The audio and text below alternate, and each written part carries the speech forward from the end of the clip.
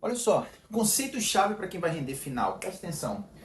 Dentro de respiratório, lembra lá? A gente tinha o nosso pulmão, certo? Dentro desse pulmão, a gente tinha o que a gente vai chamar ali de VAC, né? Famosa via aérea condutora ou via aérea de condução, certo? E aí, a gente tinha aqui o nosso pulmãozinho, né? Então, direito, o esquerdo. E fora desse pulmão, o que a gente tinha? A gente tinha uma membrana, certo? Doble, com epitélio plano simples, que é chamada de serosa, certo? Que é a pleura. Sim ou não? Histologia básica. Aí olha só, tá aqui a estrutura do nosso pulmão. Essa daqui é a nossa pleura, né? Epitélio plano simples. Lembra que ela tem duas orras, uma que dá para a parede, que é a parietal, e uma que dá para a víscera, que a gente chama de visceral. E ainda aqui dentro tem dois conceitos que geralmente, quando a gente vê a matéria pela primeira vez, a gente tende a confundir, que é o conceito de elasticidade, certo? Lembra lá, elasticidade, pessoal, eu nem vou entrar na lei de Hooke, que é diretamente proporcional à deformação da mola, não, nada disso. Mas elasticidade é diferente de distensibilidade, tá? Distensibilidade. O que é elasticidade? Elasticidade é a dificuldade de deformar. Por exemplo, tu pensa bem assim, o que é mais elástico? É o cós lá da cueca ou será que é uma mesa? Uma mesa de casa normal. Porra, Diego, que comparação absurda. É para não ter dúvida. Então pensa, a mesa, para você deformar ela, você vai fazer uma força muito maior. Então significa dizer que ela tem mais elasticidade. Agora, o elástico da cueca tem mais distensibilidade, ou seja, quanto maior for a elasticidade, menor vai ser a distensibilidade.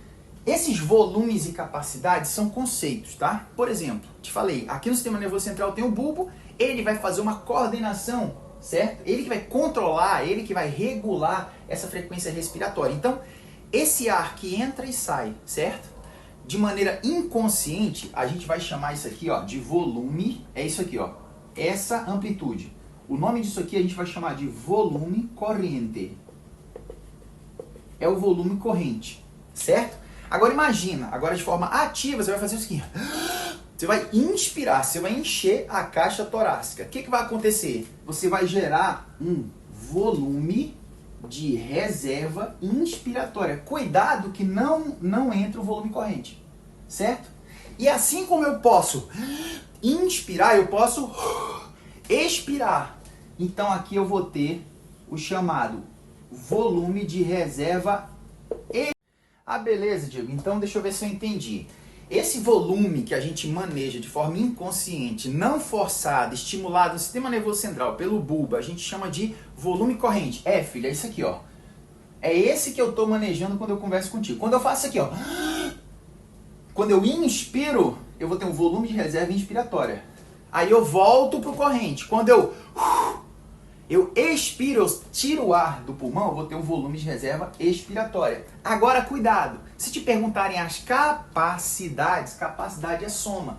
Então, por exemplo, eu posso somar o volume de reserva inspiratória com o volume corrente. E aí eu vou ter a capacidade inspiratória. Toda vez que falar a palavra capacidade são somas. Então eu somei quem? Eu somei o seu volume corrente mais o volume de reserva inspiratória, certo? Por exemplo, eu posso ter a chamada capacidade vital, a CV, certo? Existe um volume que ele está aqui embaixo, que é o volume que, abre aspas, ele nunca sai do pulmão, exceto em dois casos. Tinha um professor, entendeu? Bem enjoado de fisiologia, não tá mais, mas ele gostava de perguntar assim, em que momentos a gente não tem presente o volume residual? É antes de nascer, porque está colapsado, e depois que morre, certo? Após o término da vida. Então esse volume é chamado de volume residual. É o volume que, abre aspas, nunca sai do pulmão. Então volume residual.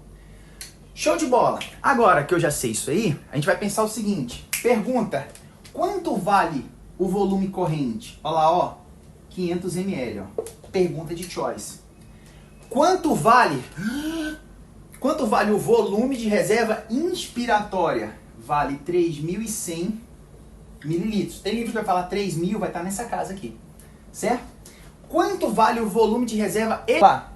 E as capacidades você não precisa memorizar.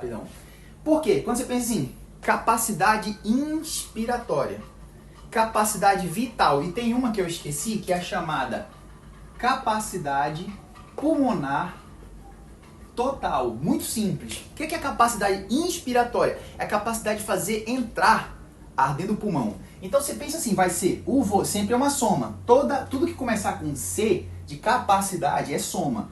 Então vai ser o volume corrente mais o volume de reserva inspiratória, ou seja, 3.100 mais 3.500. Vai dar quanto? Vai dar 3.600 mililitros. Certo? Pergunta de prova. Quanto que dá a capacidade vital? Aí tu soma de cima para baixo. O volume de reserva inspiratória, isso aqui ó, volume de reserva inspiratória, mais o volume corrente, mais o volume de reserva extra. Aqui, ó. Então, não conta o volume residual, quando você fala capacidade vital. E a capacidade pulmonar total, que já foi pergunta de choice, vai ser tudo, vem de cima para baixo, ó. É o volume de reserva inspiratória, é sempre uma soma, tá? Não tem subtração, não tem nada, sempre somar.